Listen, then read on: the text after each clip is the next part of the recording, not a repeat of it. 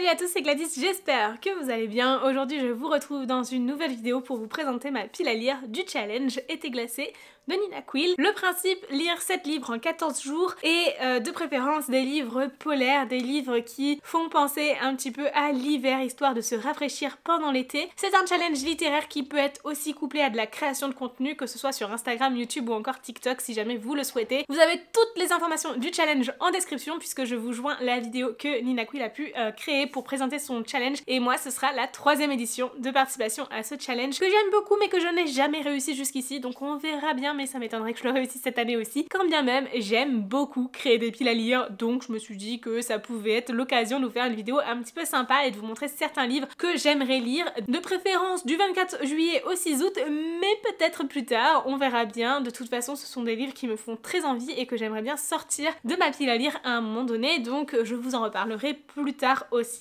La première catégorie est de lire un livre polaire, histoire de bien se mettre dans l'ambiance du challenge dès la première lecture, et j'ai donc choisi de lire, ou plutôt de relire, le premier tome de La Croisée des Mondes, donc Les Royaumes du Nord de Philippe Pullman, publié chez Gallimard Jeunesse, que j'ai ici en format illustré. Ce livre était dans ma pile à lire de l'hiver et je n'ai pas eu l'occasion de le sortir à ce moment-là, mais j'aimerais vraiment le relire. C'est une lecture qui a marqué mon adolescence mais que j'ai un petit peu oublié avec le temps, et j'aimerais vraiment me replonger dedans pour voir finalement les choses dont je peux me souvenir, mais aussi les choses que j'ai peut-être manquées lorsque je l'ai lu la première fois, puisqu'ici il y a quand même une grande partie de religion, de politique dans l'histoire, et clairement moi j'ai pas vu tout ça quand j'étais ado, j'ai surtout vu la magie, le fait que Lyra elle a un familier et qu'en plus de ça il voyage dans le Nord, et c'était vraiment ce qui m'avait attiré dans cette histoire, qui m'avait permis de m'évader, de voyager, et j'espère donc retrouver tout ça, j'espère que j'apprécierai aussi, et vraiment je pense que cette version illustrée ce sera un bon moyen aussi de changer de format, de lire de manière un peu différente. Alors quand je vous dis illustré, oui mais pas vraiment, hein. On va avoir certaines doubles pages magnifiques comme celle-ci, parfois on est sur une demi-page,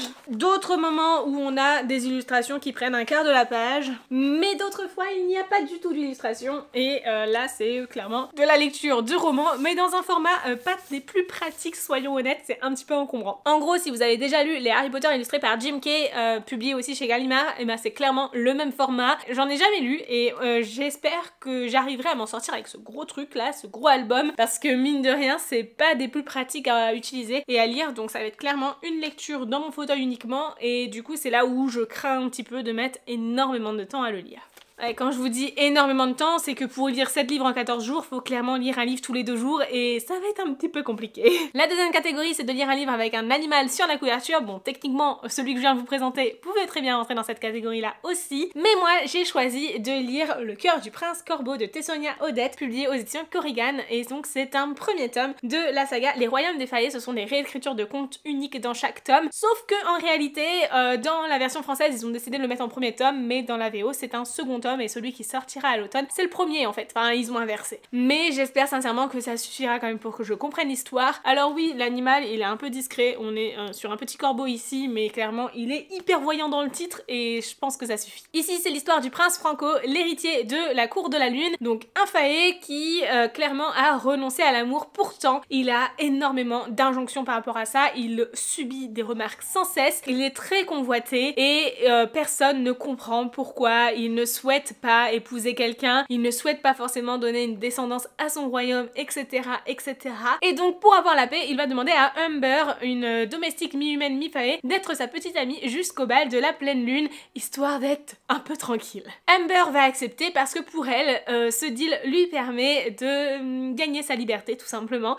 Elle va pouvoir enfin être émancipée et ne plus travailler pour la famille royale, et ça c'est hyper important à ses yeux. Sauf que ça va être très compliqué parce que Humber déteste le prince Franco. Pour elle, c'est une personne mais imbu de lui-même, imbuvable, qu'elle ne peut pas supporter, et elle va devoir prendre énormément sur elle pour pouvoir justement se faire passer pour sa petite amie et être un minimum cohérente dans son rôle. Mais en même temps, je pense que ça va être un roman bien plus profond que tout ce que l'on nous dit dans le résumé. On est ici sur une réécriture du conte de Cendrillon et je trouve que c'est plutôt rare, donc c'est important de le souligner puisqu'on voit tout le temps des réécritures de La Belle et la Bête, et là ça change un petit peu, donc ça fait du bien aussi d'avoir quelque chose de différent. J'ai hâte de le découvrir et j'espère sincèrement que je vais l'apprécier. La catégorie suivante, c'est de présenter un livre qui a été un cadeau, et pour ça j'ai choisi un cadeau de Noël tout simplement, donc qui date un petit peu parce que je crois que ça fait 2 ans qu'on me l'a offert. J'ai choisi L'année de grâce de Kim Liggett, publié chez Casterman, qui me tente beaucoup depuis très longtemps et que je n'ai toujours pas sorti de ma pile à lire. Comme le titre indique, ici l'histoire va porter sur l'année de grâce. C'est une année assez particulière dans une communauté où les jeunes femmes sont décrites comme étant des grandes séductrices et que ce serait à cause d'elles que les hommes seraient tentés en fait de tromper leurs femmes, etc. Et donc à leurs 16 ans, elles doivent se retirer dans la forêt pour passer un an là-bas, le temps de l'année de grâce, le temps de se libérer de tout ce pouvoir féminin qu'elles ont qui attirerait les hommes vers le péché. Les choses se passent pas si bien que ça dans l'année de grâce et on ne sait pas vraiment ce qu'il se passe pendant cette année-là, si ce n'est qu'il y a des épreuves, que personne ne revient indemne et que tout le monde ne revient pas. Donc on est clairement sur une lecture qui est décrite comme étant un peu un mix entre Hunger Games et un roman féministe, et j'ai plutôt hâte de le découvrir. C'est un livre qui me tente depuis très longtemps, que je n'ai toujours pas lu et j'espère du coup pouvoir le lire cet été si tout se passe bien. Ensuite, on nous demande de lire un livre noélique et pour ça j'ai choisi donc une romance de Noël. Il s'agit donc de Vous reprendrez bien un peu de magie pour Noël de Karen Ponte aux éditions Fleuve, et en fait c'est le seul livre de Noël qui était dans ma pile à lire l'année dernière et que je n'ai pas eu le temps de lire à la période de Noël, donc j'avais pas tellement le choix, mais ça me tente beaucoup. Ici, on va suivre Victoria qui a 35 ans, qui vit que pour son travail. Elle dirige d'une main de maître son agence publicitaire, mais les relations avec les autres humains, c'est pas tellement son fort. Le truc, c'est qu'un jour, elle va être renversée par un bus, va tomber dans le coma et se retrouver dans un centre de réhabilitation de Noël. Oui.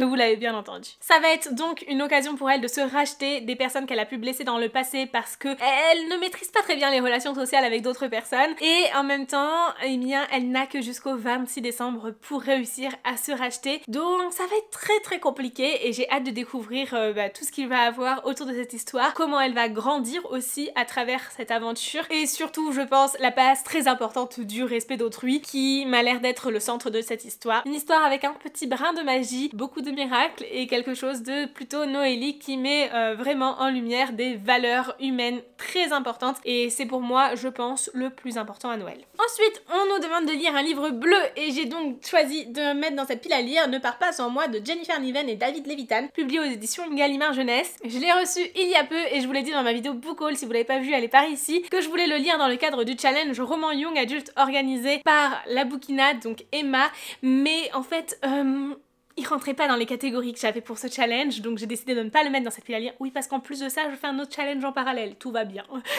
Mais je me suis dit qu'ici, une couverture bleue, on peut pas faire plus bleu que ça, même si j'ai plusieurs couvertures bleues clairement dans toute cette pile à lire. Je trouve que c'est celui qui correspond le mieux, et donc je lirai ce livre. Dans cette histoire, on va suivre Béa et Ezra, des frères et sœurs qui sont inséparables, qui ont toujours vécu l'un avec l'autre, vraiment avec une relation très fusionnelle, sauf qu'un jour, Béa décide de partir sans prévenir personne, si ce n'est qu'elle laisse une adresse mail à l'attention de Ezra. Et du coup, en fait, va s'en suivre ensuite une relation épistolaire, enfin pas vraiment mais par mail, entre ces deux personnages, et c'est ainsi qu'on va comprendre les motivations de Béa d'être partie, et voir comment cette relation va continuer à se construire alors qu'ils sont à distance l'un de l'autre. Bref, une histoire qui me tente beaucoup, qui a l'air super chouette, et pour le coup, contrairement aux autres, ce sera plus rapide à lire parce que les pages ne sont pas entièrement remplies, on est sur des mails, donc voilà, il y en a certains qui sont longs, d'autres beaucoup moins. Par exemple là on a un mail, genre il est hyper court à lire, du coup ça va aller super vite, je pense, en tout cas plus vite qu'un roman classique, et ça peut être chouette dans un tel challenge où il faut lire une tonne de livres en très peu de temps.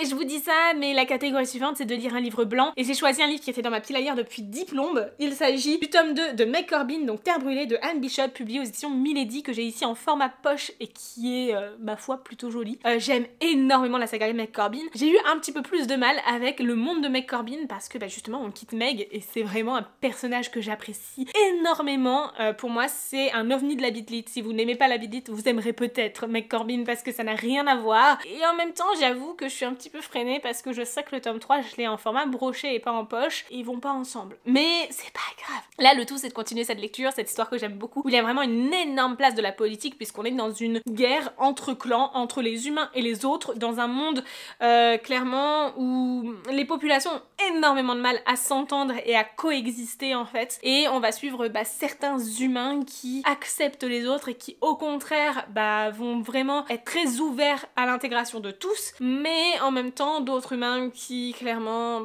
veulent montrer leur supériorité sur les autres et aussi parce qu'ils ont peur. Alors ici on est sur une narration à la troisième personne et on va suivre de plusieurs personnages, en fait on va se centrer sur certains personnages et tourner un petit peu entre ces personnages pour essayer de bien comprendre l'histoire, la situation de plusieurs regards et comprendre en fait l'entièreté de ce conflit politique. En plus de ça, il y a à chaque fois des petites situations criminelles à résoudre puisque forcément il y a certes un conflit politique mais un peu plus encore. Mais dans ce tome-ci c'est un petit peu différent. On a quand même eu 5 tomes de McCorbin plus un tome des mondes de McCorbin et là on est au deuxième tome des mondes de McCorbin, donc vous vous doutez bien que les choses ont évolué. On se retrouve avec certaines villes fantômes, des endroits de Thesia, donc l'endroit où ça se passe, qui sont complètement éradiqués, et en même temps dans les autres, donc les créatures surnaturelles, on a aussi donc ceux qui se mixent plus ou moins à la population humaine, et on a les aînés qui eux restent vraiment en retrait de tout mais contrôlent l'ensemble en fait de très loin, et donc les aînés vont demander de créer des communautés mixtes entre créatures surnaturelles et humains, un petit peu sur le même principe que la communauté dans laquelle est McCorbin, mais clairement c'est pas si simple à mettre en place et c'est très intéressant à suivre. Bref, j'ai hâte de me replonger dedans, mais on est sur une belle brique de 626 pages à lire en 2 jours. Je vais jamais y arriver.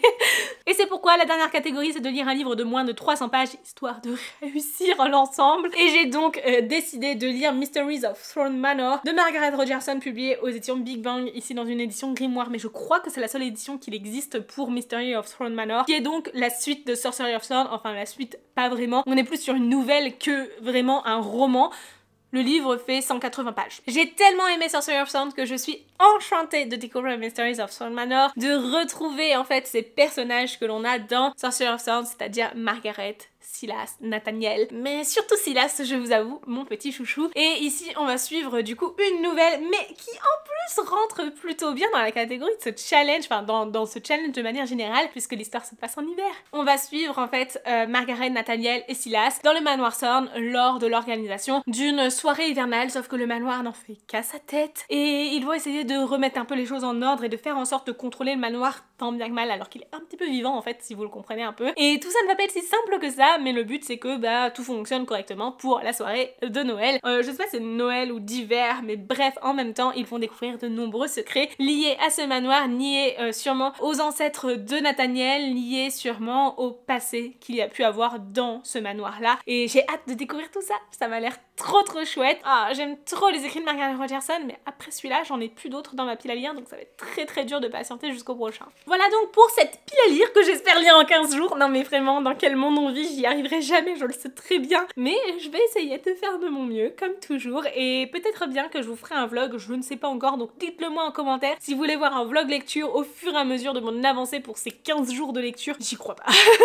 J'y crois pas du tout, mais on va essayer. En tout cas, je vous remercie grandement d'avoir suivi cette vidéo jusqu'au bout. J'espère sincèrement qu'elle vous aura plu. Et en attendant la prochaine vidéo, je vous invite grandement à liker, commenter, partager mes vidéos, et surtout, je vous souhaite d'excellentes lectures et je vous fais de très gros bisous. Ciao!